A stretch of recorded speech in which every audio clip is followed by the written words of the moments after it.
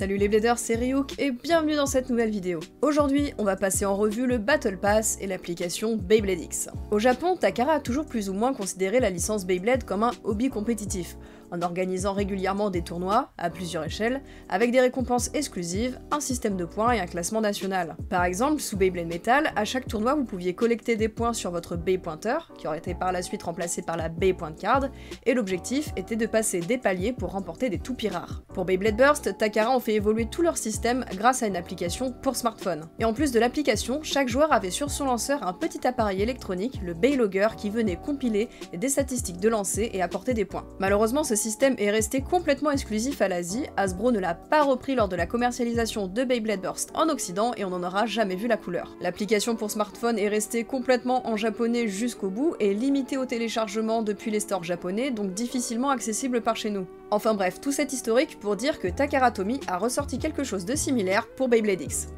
Donc ce fameux Battle Pass n'est ni plus ni moins qu'un Beylogger en noir. On reste sur le même principe, les lanceurs sont conçus de telle sorte à avoir une tige qui remonte au-dessus quand on va fixer la toupie. Cette tige va être détectée par le Battle Pass et lui indiquer la présence d'une toupie. Quand le lanceur va tourner, l'alternance noir-blanc va être captée par l'appareil et va déterminer la puissance de lancer. Donc comment on fait pour faire fonctionner tout ça? Eh bien déjà pour commencer, votre Battle Pass aura besoin de 2 piles AAA. Ensuite, on positionne et fixe correctement le Battle Pass sur le lanceur. On peut appuyer sur le bouton pour s'assurer qu'il fonctionne.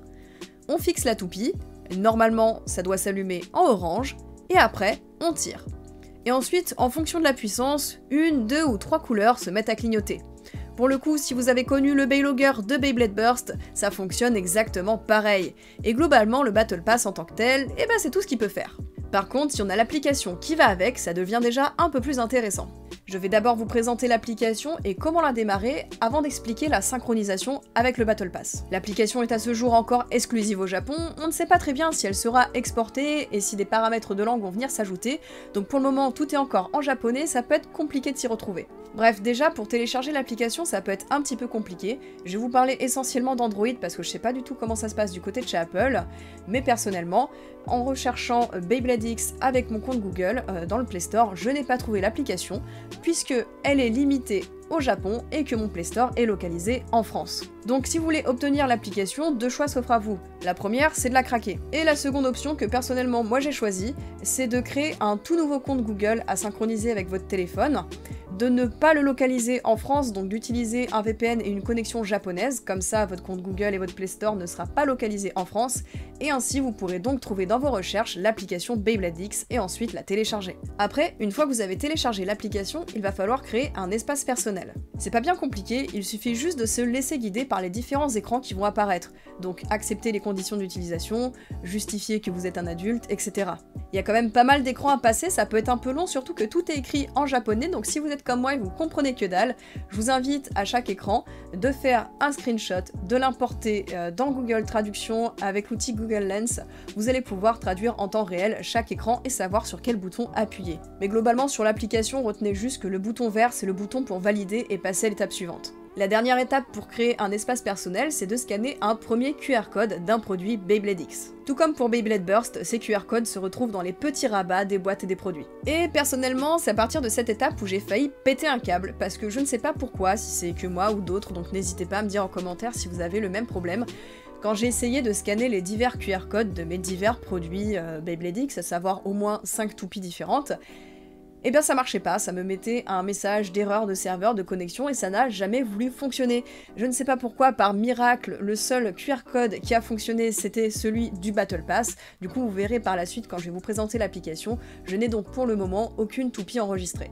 Bref, maintenant que l'application est démarrée, je vais pouvoir vous la présenter. Il y a plusieurs menus et le menu principal c'est celui avec le B. Il indique le nombre de toupies enregistrées, votre nombre de lancers cumulés et votre puissance maximale de lancer à ce jour. Le menu qui se trouve juste sur la gauche, c'est le catalogue de toutes les pièces et toupies qui sont sorties à ce jour avec une magnifique vue 3D que vous pouvez incliner. Vous pouvez naviguer comme bon vous semble dans les catégories toupie, blade, ratchet et bit, et je trouve ça vraiment intéressant cette vue 3D qui est très qualitative, ça permet surtout d'avoir des premiers aperçus des pièces quand elles viennent d'être annoncées, et ça évite d'aller chercher toujours un unboxing avec une qualité assez potable pour se rendre compte vraiment de la forme de la pièce. Le menu encore à gauche est un menu dédié aux annonces, donc ça peut concerner tout ce qui est les maintenances de de l'application avec les mises à jour, les annonces de nouveaux produits, les annonces de tournois, les annonces de collabs, etc. Si on revient dans les menus à droite du B, le premier c'est le menu de synchronisation du Battle Pass. En effet, si vous voulez que vos statistiques de lancer soient régulièrement mises à jour, il faudra effectuer des synchronisations régulières.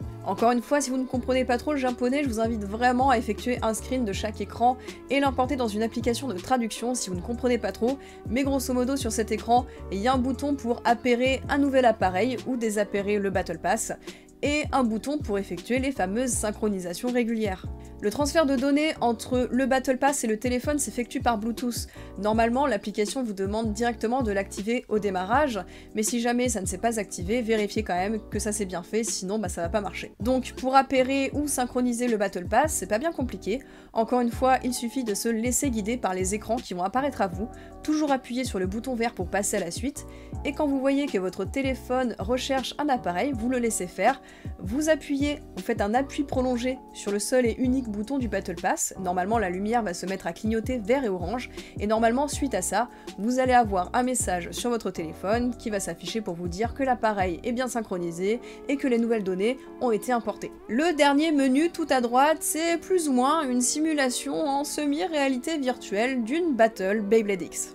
Donc ça se présente un petit peu bizarrement, donc je vais vous expliquer comment ça fonctionne. En gros, c'est une battle que vous allez lancer sur votre téléphone, mais pour la lancer, il va falloir que vous vous prépariez comme si vous alliez lancer une toupie en vrai. Lanceur et Baylogger prêts, on lance le combat sur l'application, 3, 2, 1, go shoot, et en même temps on lance la toupie. Et du coup vous allez avoir votre puissance de lancer qui va s'afficher en direct. Ce qui est sympa à faire, c'est de lancer le même combat dans l'application et en vrai, mais dans les faits vous pouvez tout simplement lancer qu'une seule toupie qui ne correspond pas à celle de l'application et suivre le combat directement après sur l'écran.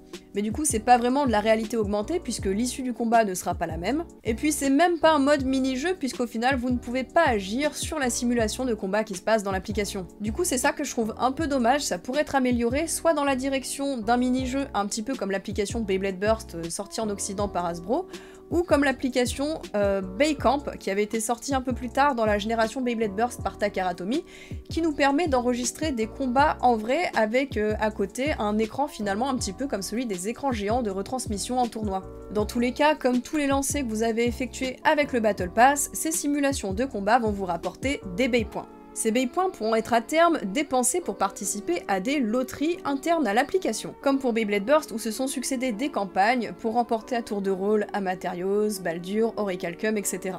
Là par exemple, la première campagne pour Beyblade X consiste à remporter la fameuse Cobalt Drake. Par contre, il y a un petit souci, l'application étant pour le moment limitée à la région japonaise, si vous remportez une toupie, il va falloir, pour la recevoir, indiquer une adresse japonaise. Donc là, à moins que vous connaissiez quelqu'un au Japon qui pourrait la recevoir et ensuite vous la transférer, ben malheureusement c'est pas trop possible, donc il va falloir se débrouiller. Voilà, c'est tout globalement ce qu'il y a pour le moment dans l'application Beyblade X. Peut-être que par la suite on verra de nouveaux services arriver, je pense notamment à un classement des joueurs. Et surtout avec la nouvelle politique de Takara Tomy de vouloir faire de Beyblade X un nouveau hobby plus que compétitif avec une dimension assez sportive, peut-être espérer voir l'application sortir du Japon, se généraliser dans le monde entier avec de nouveaux paramètres de langue. Avec des campagnes et des événements adaptés à chaque région du monde, ça serait vraiment top. Voilà, j'ai essayé de vous faire une vidéo vraiment complète, je suis désolée si ça a été un petit peu long, mais je voulais vraiment faire quelque chose d'assez détaillé étant donné que l'application est difficilement accessible de par la langue, donc j'ai préféré être exhaustive et précise. N'hésitez pas à donner votre avis et échanger sur tout ça en commentaire sur ce stéréo, et je vous dis à plus.